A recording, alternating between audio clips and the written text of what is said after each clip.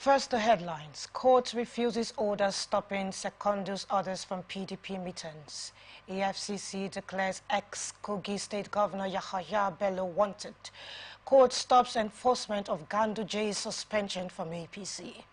FG Ford's marketers subsidy payment claims. US, UK reveal sanctions on Iran's drone program. Romano says Arsenal won't sign Osimhen. Nigerian Onakoya is unbeaten champion in chess marathon. And now the rest of our stories. Justice Inyang Ekwo of the Abuja Federal High Court has refused to vacate the execution of his order stopping a former national chairman of the People's Democratic Party, Prince Uche Secondus, from attending the party's meeting slated for April 18 and 19, 2024. Justice Ekwo, who refused to pay the order in a ruling, also refused similar requests made by Celestine Omehia and former Deputy Speaker of the House of Representatives, Austin Opara.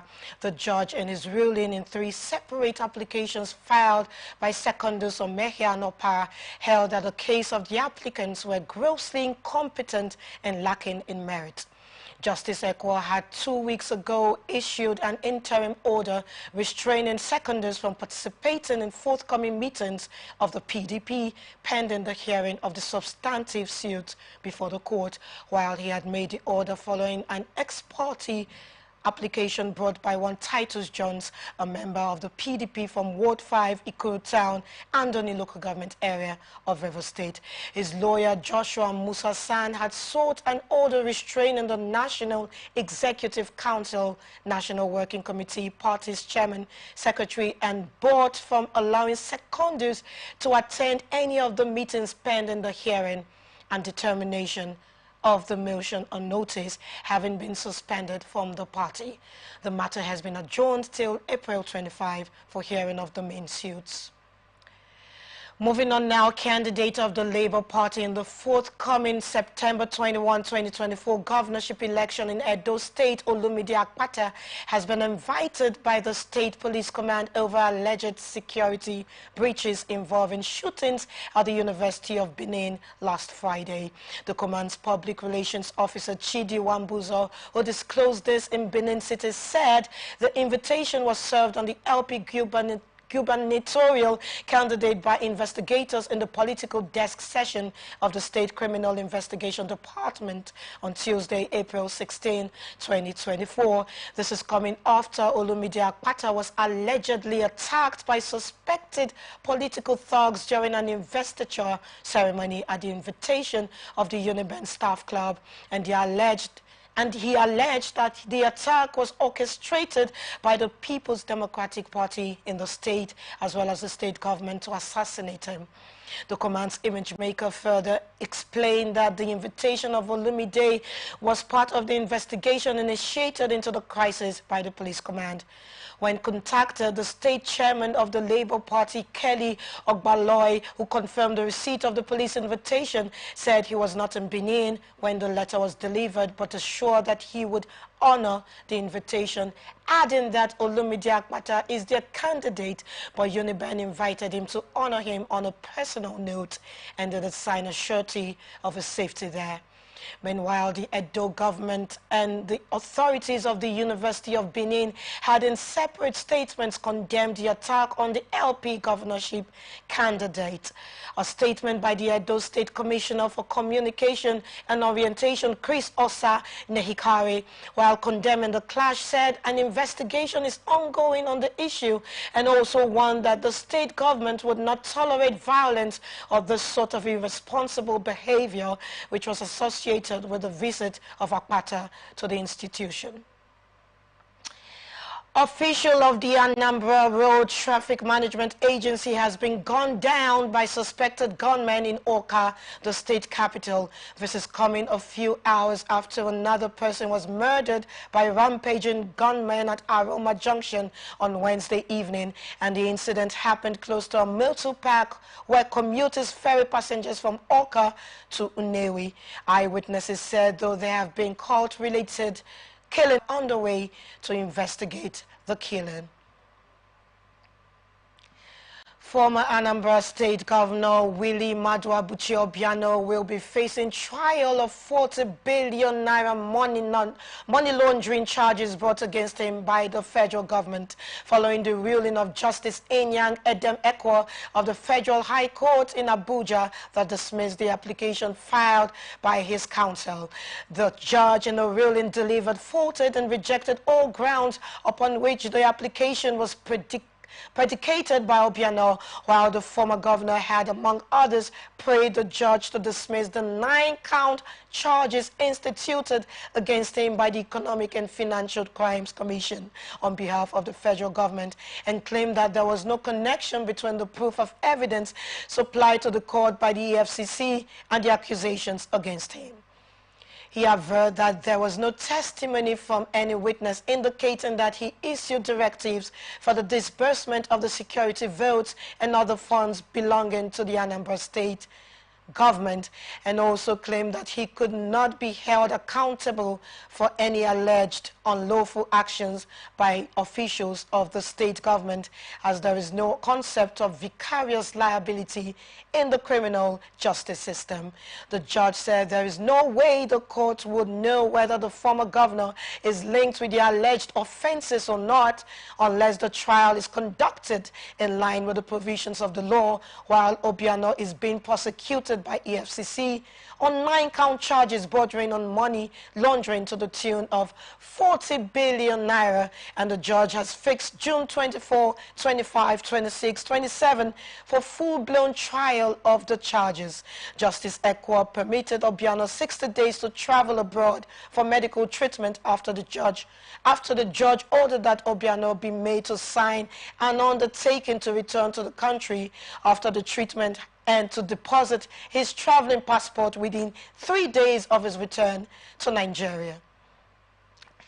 Aggrieved indigenes of Enugu State have filed legal charges against the Commissioner of Police, CP Kanayo Ozwegbu, before Federal High Court Enugu Division over alleged unlawful arrest and torture of 5 indigenes of the state.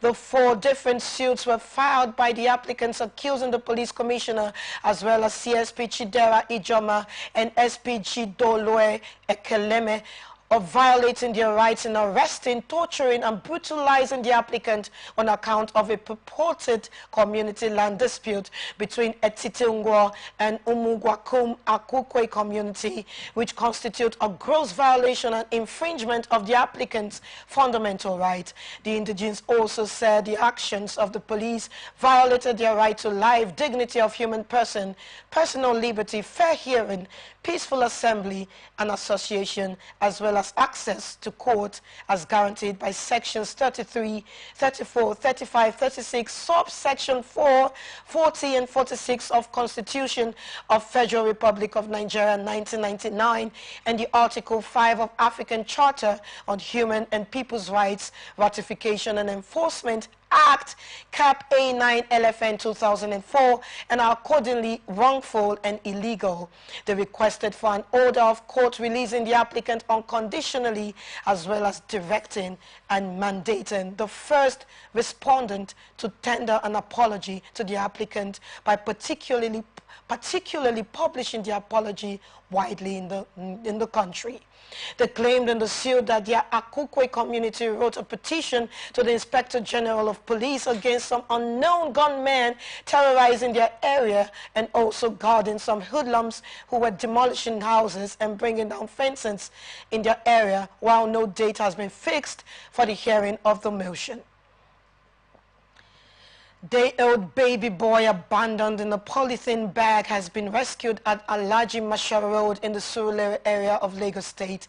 This is coming after an unidentified social worker attached to a hospital in Surulere, while on her way to a destination, heard the sound of a baby crying emanating from the polythene bag, and saw the baby boy and quickly rushed him to the Randall General Hospital for quick medical intervention.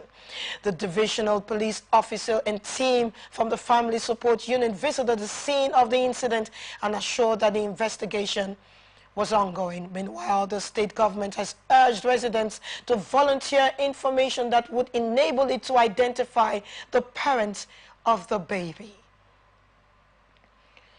Rights group, the Advocates for Children and Vulnerable Persons Network says it is not happy with the rejection of a 15-year-old girl who was allegedly defiled as sawmill in the Ifako Bagada area of Lagos State.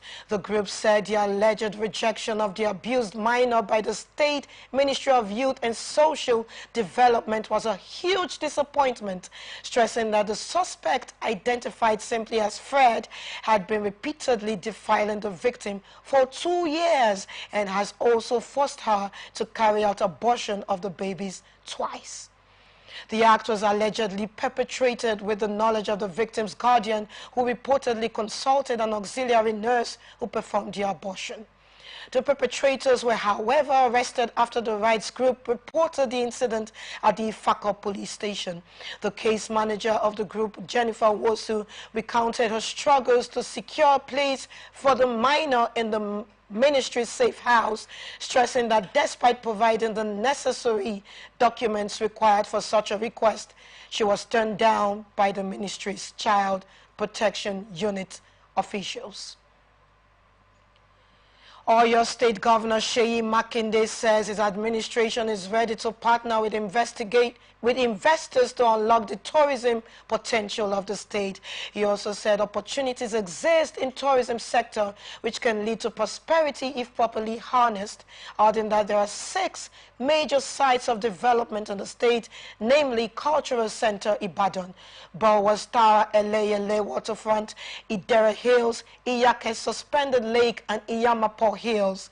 He disclosed this at the opening ceremony of the International Tourism Summit held at the International Conference Center, University of Ibadan, in the state capital, and promised to support and work with relevant stakeholders and foster a partnership that would lead to sustainable development and guarantee the success of their investments. Makinde assured that his government would fix the roads leading to Ikere Gorge Dam and Erua agri-business hub soon, as investors have shown readiness to develop the sites. In her welcome address, the chairperson of the summit, Onikepo Akonde, said the theme of the summit was timely as the state is working towards targeting a wider market of investors through the projection of a new phase of tourism for sustainable development. While in her remarks, the Minister of Tourism, Lola Adejan, appreciated the state government for showcasing the hidden treasures of the state through tourism, assuring of her ministry's partnership to support exploring the potentials beyond the states. Ruling All Progressives Congress has appointed Kogi State Governor Usman Ododo and former Deputy Senate President Ovie Omar Agege to superintend the Ondo governorship primary election slated for Saturday. Ododo will head the 7-man primary election committee set to conduct the shadow poll, while Omar Agege will serve as the secretary, and other members are former Oyo Deputy Governor Iyola Oladokun, Senator Lekon Mustafa Adefunmilayo Tejuoso, Margaret Duru, and Dr. Sani Danjuma. The committee has been saddled with the responsibility to conduct a direct primary in all 18 local government areas of the state to pick a party's flag bearer ahead of the November 2024 governorship election, and 6 aspirants will be jostling to clinch the sole ticket on Saturday. They include the incumbent Governor Lucky Aide Tatiwa, business mogul and senator representing Ondo South District, Jimoh Ibrahim, senior advocate of Nigeria Olushola Oke, former president of Nigerian Medical Association Professor Francis Faduyele, mechanical engineer Dr. Fumi Wahid Adekojo, and the APC National Vice Chairman of Southwest Isaac Kekemeke, as well as others. In a related development, the APC has also unveiled a list of another 5-man committee to take charge of post-election appeals and complaints headed by former Bauchi Governor Mohammed Abubakar, while Chief Obiocha Israel serves as secretary. Traditional ruler in Ogun State, the Onimeko of Imeko in the Imeko Afon local government area of Ogun State, Oba Benjamin Olanite, is not happy over the abandonment of border communities by the government.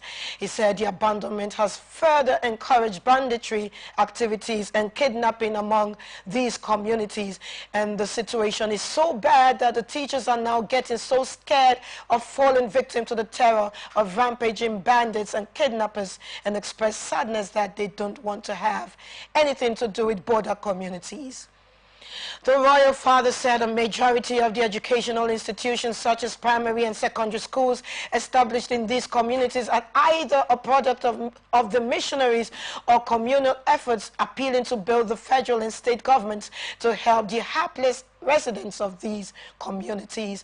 Oba Olanite, who disclosed this during the opening ceremony of the two-day international conference in honor of Emeritus Professor of History Anthony Asiwaju at a cultural center in Kuto, Abeokuta, chaired by Professor Folashade Ogunshola, Vice Chancellor of Lagos State University, said the purpose of the international conference is to provide a platform to further discuss the use of borders among African countries as a bridge to enhance economic integration and prosperity, and not as a barrier to stifle the potential growth and economic boom on the continent. Asiwaju, however, said that he was always embarrassed and shocked when confronted with the plight of residents in border communities, given the amount of work he had done for over 60 years to bring about a positive change. Kwara State government has called on the Ibadan Electricity Distribution Company to improve service delivery to the people of the state, saying many communities were without power supply. The government also urged the IBEDC to be considerate in the manner in which it built the facilities owned by the state, including hospitals and waterworks.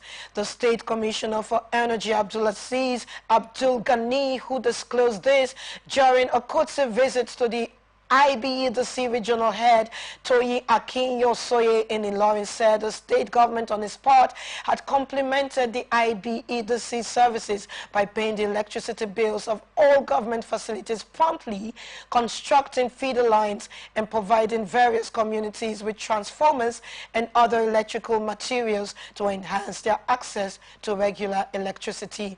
The chief electrical engineer of the ministry, Usman Kumba, also urged the IBEDC to ensure a steady power supply to all parts of the state, especially the southern and northern districts, stressing that many communities in those areas had been denied access to electricity for over a year. Responding, the IBEDC regional head said the allocation of power supply was limited because of network problems, stressing that things would improve soon despite the new billing tariff for customers that had gone beyond what DISCO could modify, and appeal to customers to accept the new development in good faith.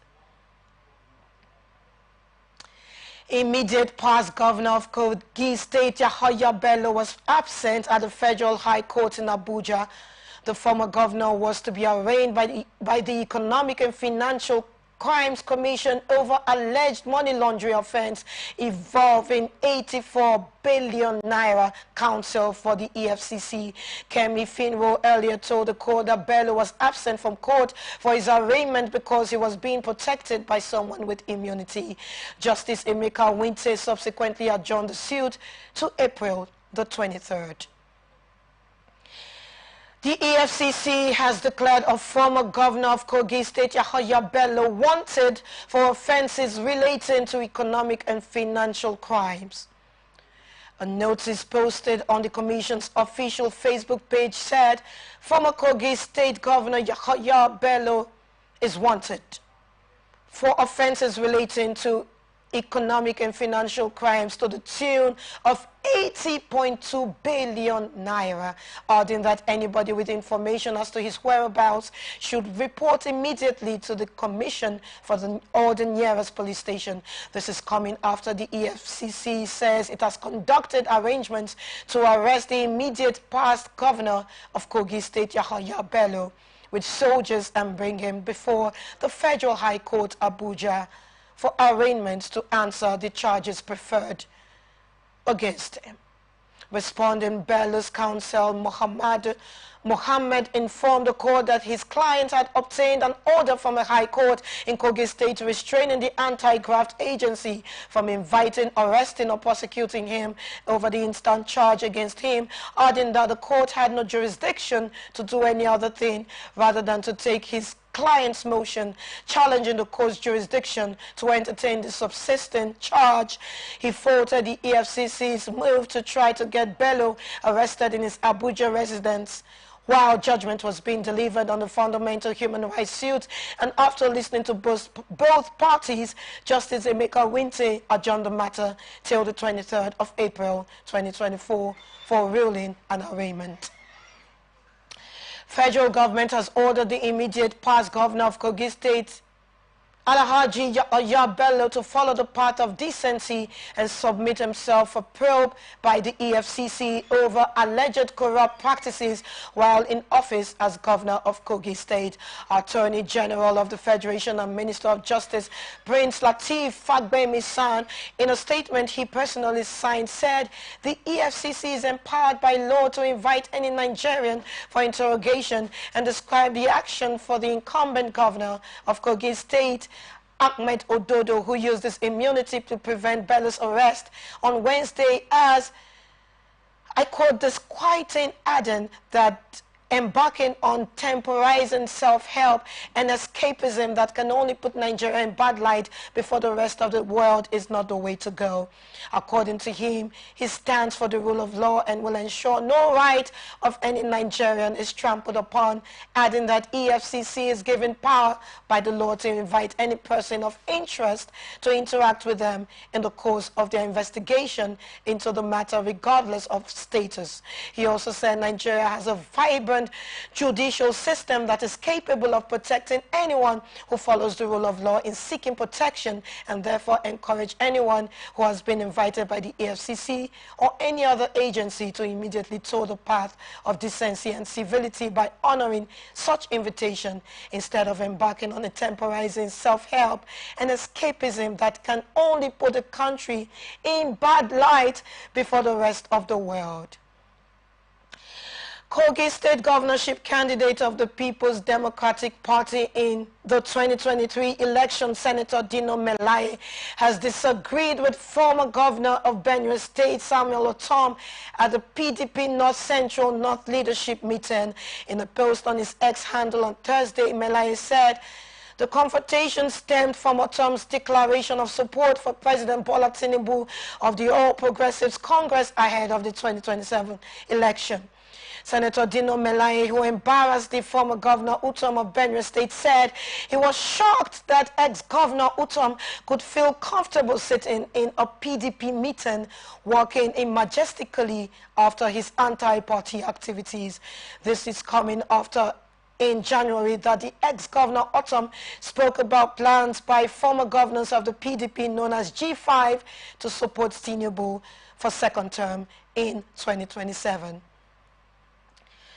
Federal High Court in Abuja on Wednesday fixed May 20 to decide on separate applications praying for the restoration of the bail granted to the leader of the indigenous people of Biafra, Nnamdi Kanu. The court said it will also consider the application that the IPOB leader will be transferred to another facility from the custody of the Department of the State Services. This is coming after Justice Binta Yanko of the Federal High Court had on April 25, 2027, released Kanu on bail on health grounds, and following his rearrest in Kenya on June June 19, 2021, and repatriation to Nigeria. He has since been remanded in DSS custody, while his subsequent prayer for fresh bail was rejected by Justice Yako on March 19, 2024. The lawyers have threatened to boycott the trial if the situation did not change, arguing that Kanu's continued detention in the DSS custody would frustrate the trial. The All Progressives Congress in Kaduna State has expressed support for the move by the state's House of Assembly to probe the financial dealings, particularly Lono Wusono, who described the probe as a welcome development, said the Kaduna State chapter of the Nigeria Labour Congress has backed the probe, while the State Assembly had on Tuesday set up a 13-man panel to probe El-Rufai's administration. The probe by the State House of Assembly came weeks after the incumbent governor of Kaduna State, Ubasani, lamented that El-Rufai left him a huge debt profile, adding that he inherited a lean treasury and could not pay workers' salaries. El-Rufai's spokesman Muyiwa Adekeye could not pick up his call, but through his line respond to the trending matters. This is coming after the member representing the Kaura constituency, Yusuf Mugu, moved the motion on the matter of the public importance that the loans taken by the immediate past governor be investigated, and that there was no need for the people of the state to know the conditions attached to the loans. Adamawa state government says it has proposed 55.5 billion naira as supplementary budget for the 2024 financial year. This is coming after the Adamawa state government on December 9, 2023 presented an appropriation estimate of 225.8 billion naira. The State Commissioner for Information and Strategy, Naido Kofuto, who disclosed this in Yola, said the supplementary budget was part of the agenda of the Emergency Executive Council meeting presided over the Deputy Governor, Professor Kale Tapua Farauta. According to her, the supplementary budget was necessitated by the need to capture and finance projects that were not initially captured to the main budget, adding that the council resolution on the supplementary estimate will soon be presented to the State House of Assembly for ratification and approval. The Commissioner for Budget and Planning, Emmanuel P. Ridimso, also said the supplementary budget was initiated to finance additional projects, while the state finances had reasonably increased in the ministries captured in the supplementary budget, where education, women's affairs, commerce and industries and works, and energy development, among others. All Progressives Congress says it has summoned Justice Usman Naaba of the Kano State High Court before the National Judicial Council for making an ex parte order restraining the party's national chairman, Abdullahi Ganduje, from further parading himself as the party's leader. The restraining order by the judge followed Monday's suspension of Ganduje by executives of Ganduje's ward in the Dawakin Tofa local government area of Kano State, while the legal advisor of the APC Ganduje ward, Dawakin Tofa local government area of the state, Haladu Gwanjo, said the APC ward leadership took the decision in view of the bribery allegations against Ganduje. The judge adjourned the matter till April 30, while the APC condemned the order, describing it as illegal.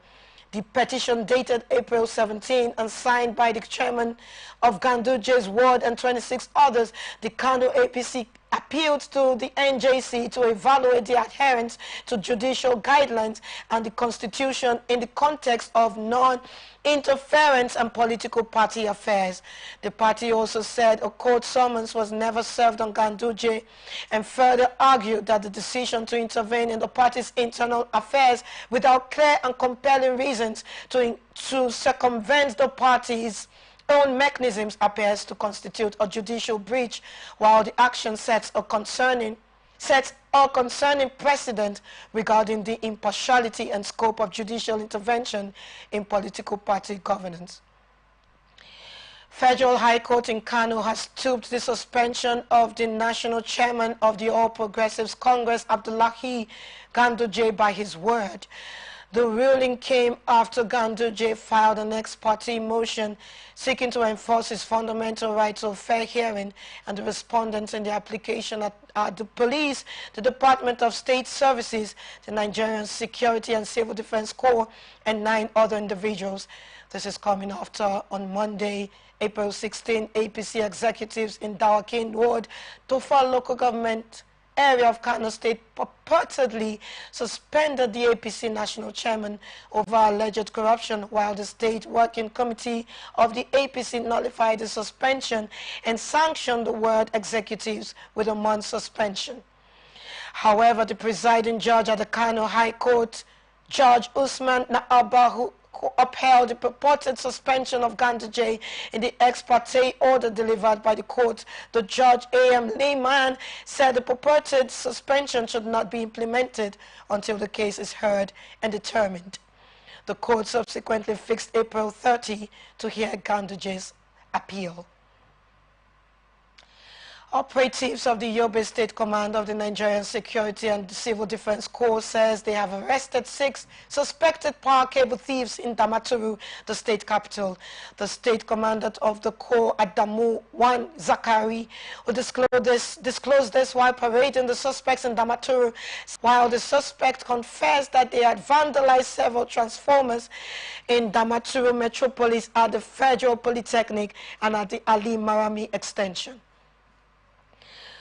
Zakari said residents of Nayi Nawaz Salake area of Damaturu also apprehended a 34-year-old Umar Mustafa of Lawanti Ward while detained or to be replaced. Damagum, who was the PDP national chairman from the north, became the acting national chairman following the suspension of the party's national chairman, Iyochia Ayu, in March last year by a court in Benue State, and the court gave the judgment following a suit filed by Teride Utan, a PDP member in the Igyorov ward of Boko local government area of the state. The party executive in the ward had earlier passed a vote of no confidence in Ayu, and 60 members of the House of Reps have called for Damagum's removal and also demanded the appointment of a substantive chairman from the North Central, where Ayu hails from.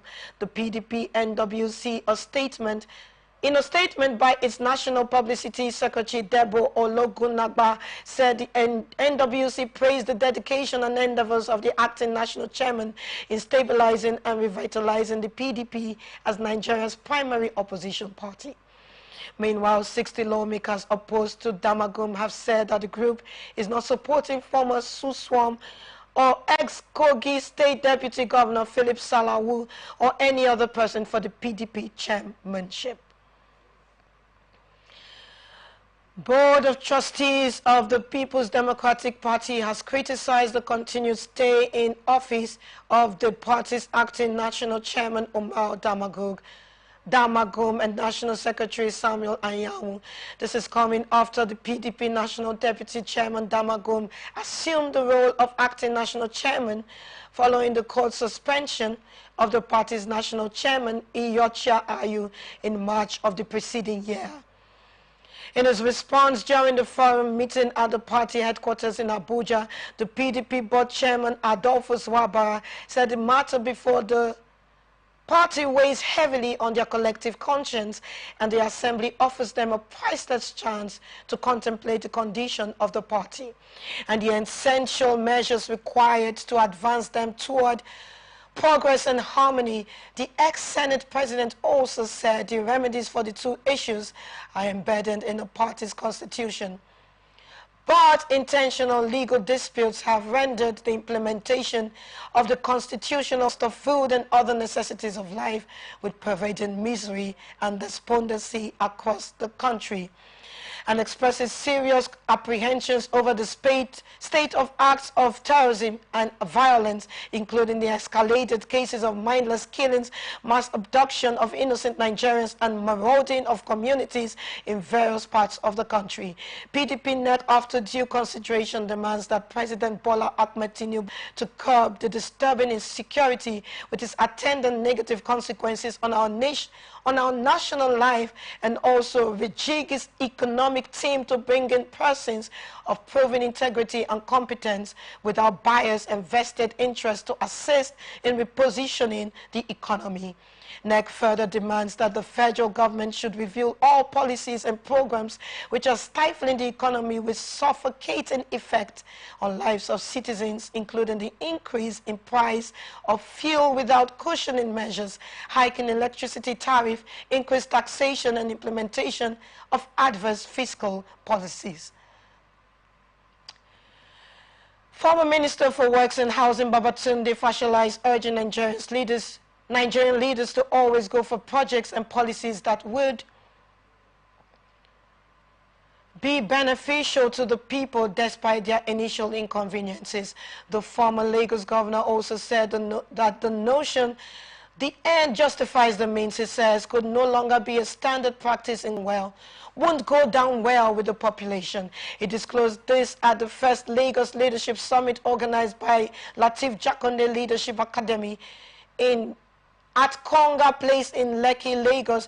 On his part, Sanwo-Olu said his appointment into public service at 37 offered him the opportunity to learn multidimensional leadership and build problem-solving capacity, which prepared him for bigger tasks in the course of his public career, adding that the summit was initiated with the objective of creating an engaging platform for young people to channel their energy, knowledge, and creativity into actions that will project their leadership skills. Minister for Communications, Innovation, and Digital Economy, Dr. Bosun Tijani, urged the participants to go with the trend of technological advancement, noting that the future leadership would be influenced by the industrial revolution that will be taking place in the era.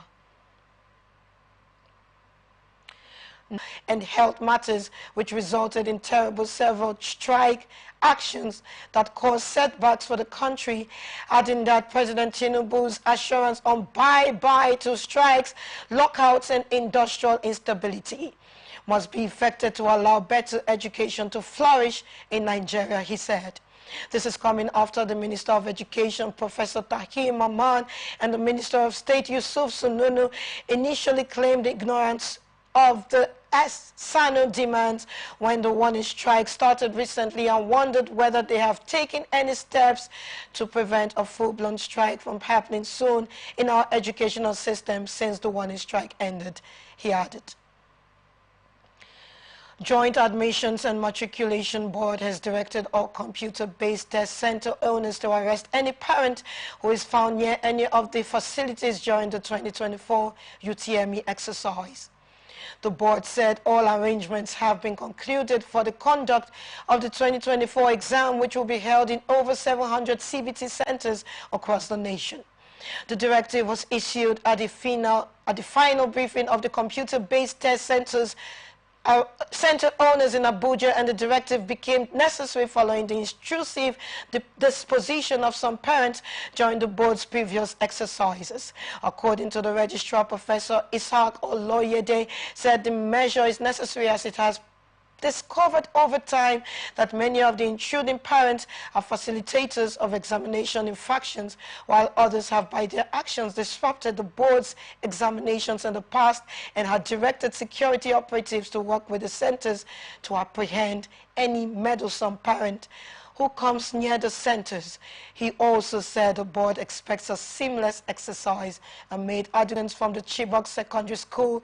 Lydia Simon, a statement from the Department of the Army Public Relations, said Lydia, who was on serial number 68, was rescued along with her 3 children by troops conducting Operation Desert Sanity 3.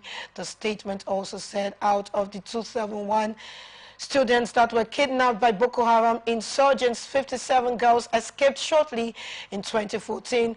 103 were released through the intervention of the FG, while 20 others were freed by the efforts of the state government, and 92 students are still in captivity.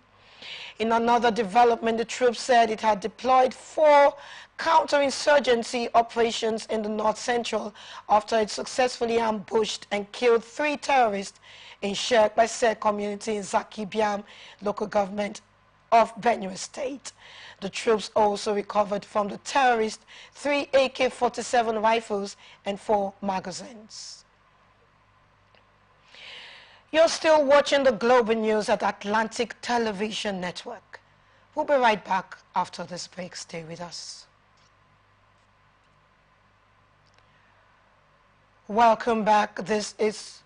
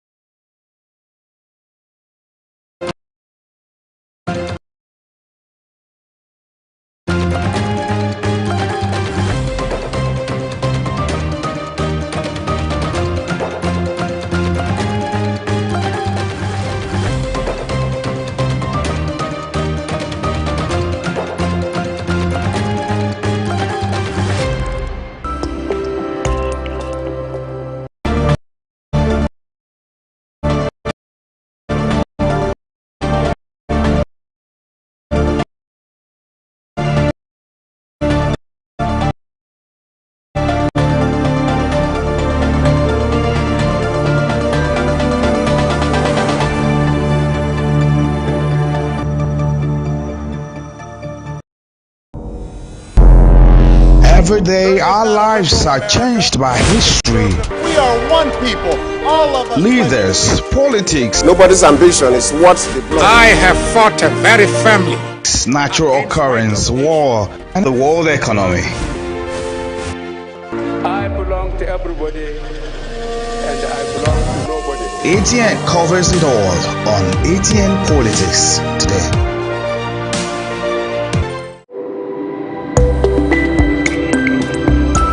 Fought very firmly. Natural occurrence, war, and the world economy. I belong to everybody, and I belong to nobody. ATN covers it all on ATN Politics today.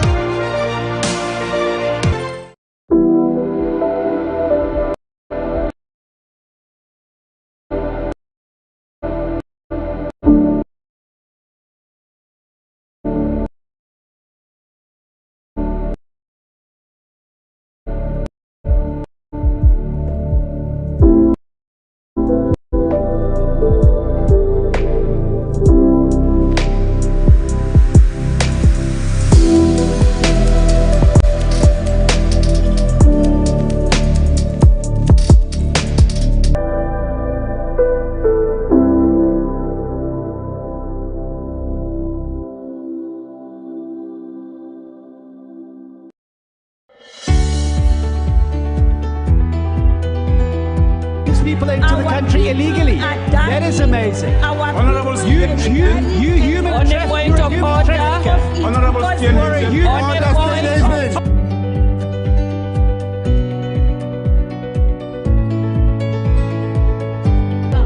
They are not picking our calls.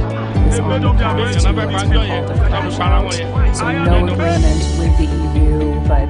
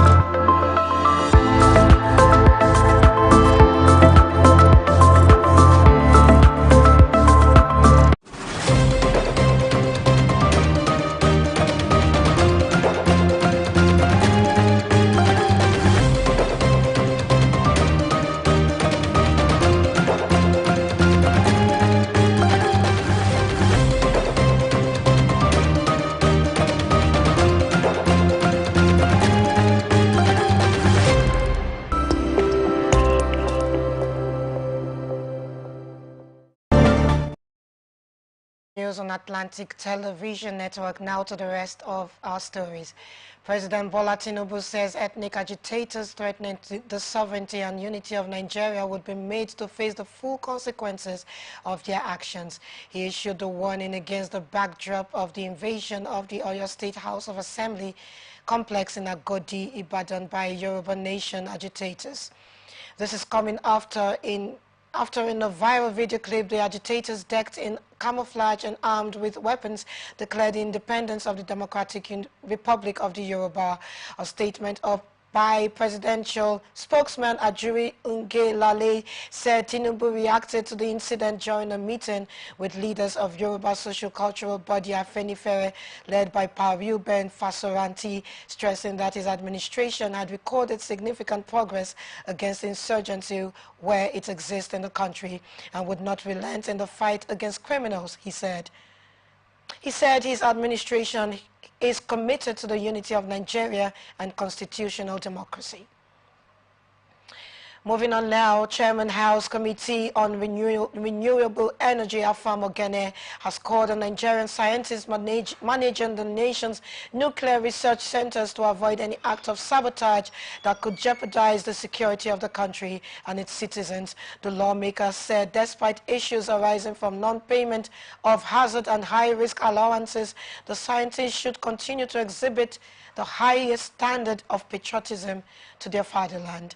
Ogene, who disclosed this in Abuja when representatives of the Center for Energy Research and Training, Ahmadu Bello University Zaria, and the Center for Energy and Development, Obafemi Awolowo University Ile-Ife, met with the Committee on Renewable Energy at the National Assembly. He assured them that the Parliament is working to ensure that the Budget Office of the Federation grants the two centers of excellence financial autonomy by providing them with separate budget lines for the effective and efficient discharge of their mandate.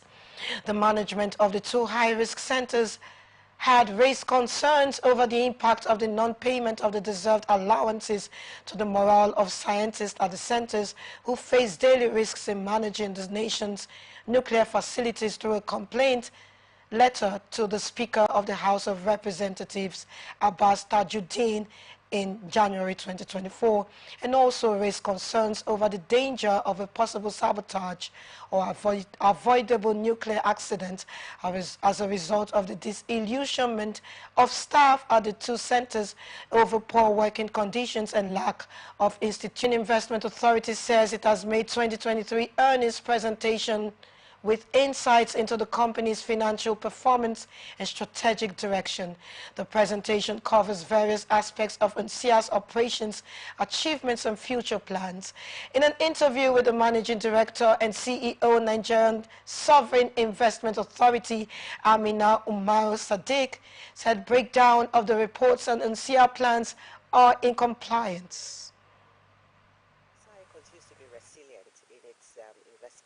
Thank you very much. My name is Aminu Umar Sadiq. I'm the Managing Director and Chief Executive Officer of the Nigerian Sovereign Investment Authority. Today we released our 2023 earnings, which were excellent from a financial performance standpoint, from our progress in our infrastructure initiatives, from our enhancement of our operational excellence, as well as how we continue to run our business, being a catalyst for FDI, looking for Nigeria returns. You mentioned challenges, but I continue to think of challenges as disguised opportunities, and I continue to see our role as ensuring that we are adequately prepared for any kind of challenges, whether it's around the macro challenges, whether it's micro challenges, whether it's operational challenges. You would see that irrespective of what the prior years have brought, NSI has continued to make significant progress, whether it's in our healthcare investment strategy, whether it's in our climate and sustainability strategy, whether it's in our fund strategy. NSI has continued to outperform the excellent performances that it had in prior years, and we are confident that in 2024 we will continue to do so. So we are able to achieve that both from a strategic and a tactical basis. So on a strategic perspective, we have to continue to be innovative.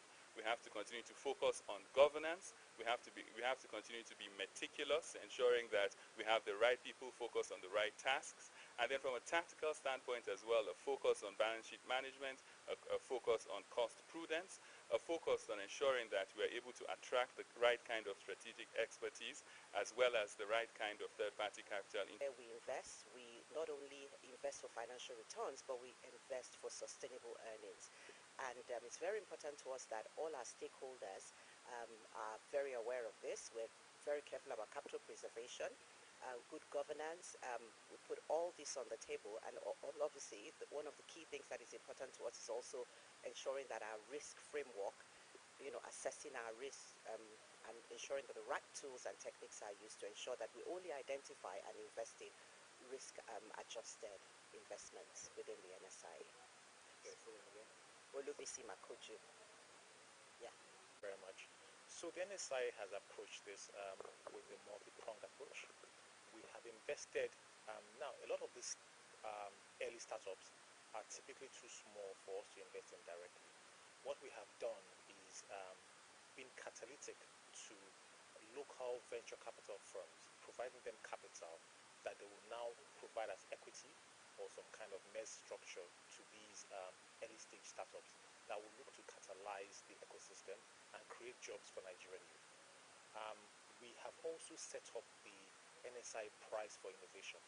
The NSI Prize for Innovation is to highlight new technology companies or new innovative companies. That's not limited to technology, because our remit is not only technology. Innovative companies that will take research conducted within Nigeria and look to create products for Nigerians, also products for people globally.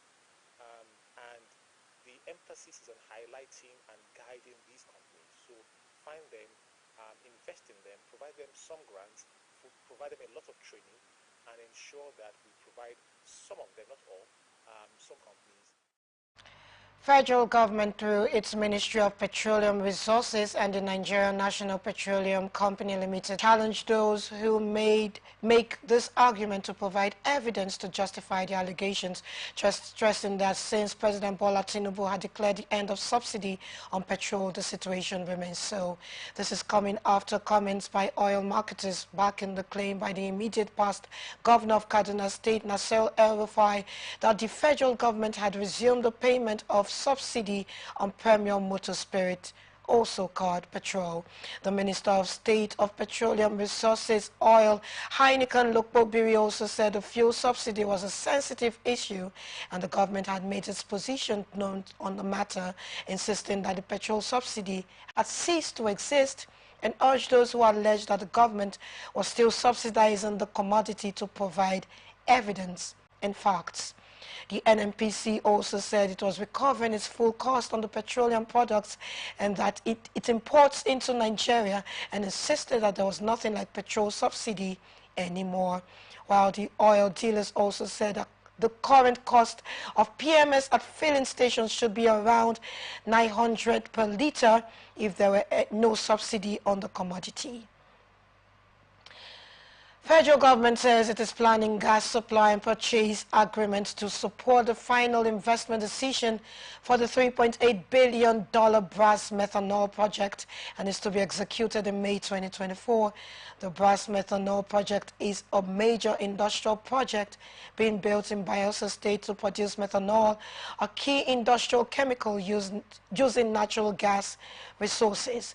Nigeria currently imports all its methanol, and located in Brass Island, Bayelsa, the facility is to have a capacity of 10,000 tons of methanol per day when completed, as it is still under construction and expected to be operational this year.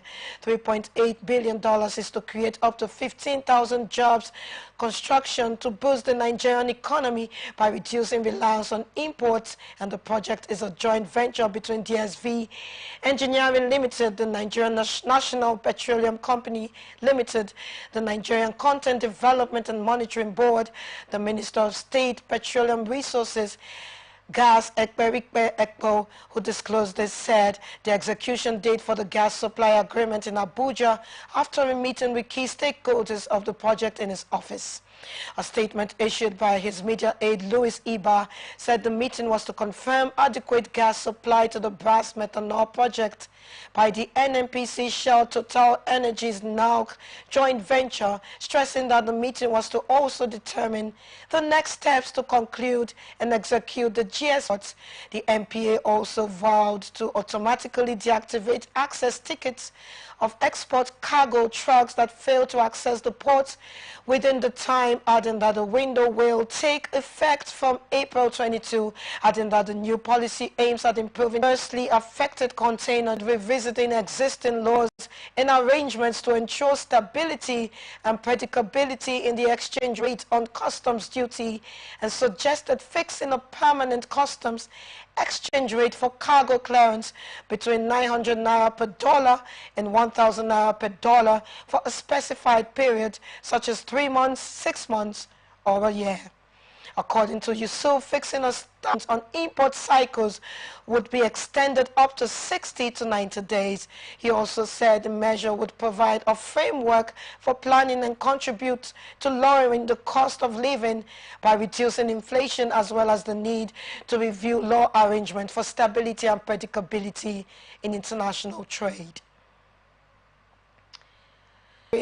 Adding that Nigeria witnessed its 6th power grid collapse of 2024 the preceding day, as electricity generation on the system collapsed from 2,583.77 megawatts on 2 a.m. on Monday. Stay with us.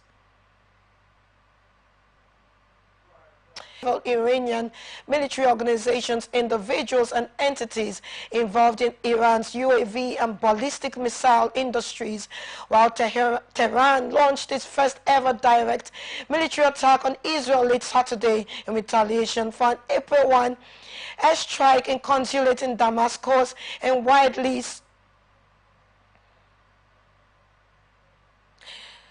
The large-scale attack involved more than 300 drones and missiles, most of which were shot down by Israel and its allies, including the US, the UK, causing little damage. In response to the attacks, Israel's Prime Minister Benjamin Netanyahu said Israel reserves the right to protect itself.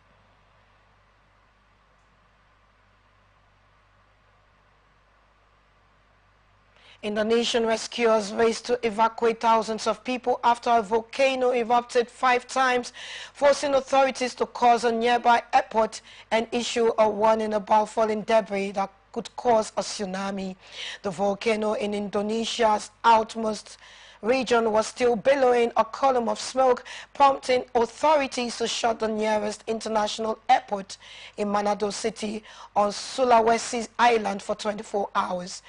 Authorities said they were rushing to evacuate 11,000 residents from the nearby area that included the remote islands of Tagulandang, while 20 staff were helping to evacuate residents along the coastline near the volcano on rubber boats. He called for more boats and equipment to his team and could carry out evacuation for people in the coast or near the coast facing the volcano. In 2018, the crater of Mount Anak Krakatoa between Java and Sumatra Islands collapsed when a major eruption sent huge chunks of the volcano sliding into the ocean, triggering a tsunami that killed more than 400 people and injured thousands.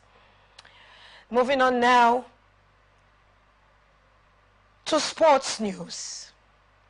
Transfer expert Fabrizio Romano has provided reasons why Premier League side Arsenal might not sign Victor Osimhen. The Gunners are reportedly in the market for a new striker, and Mikel Arteta's side have consistently been linked with a move for Odu to the transfer. He also said Arsenal's London rivals Chelsea and League One champions Paris Saint-Germain are also interested in Osimhen. Al Nassr has chosen to replace Cristiano Ronaldo with a 20-year-old striker, Messari Al-Nemar, for the next two games. This is following the red card the 39-year-old got in the Saudi Super Cup game against Al Hilal, but Al Nassr's appeal was rejected, which means the Portuguese megastar will not be available for the next 2 league games.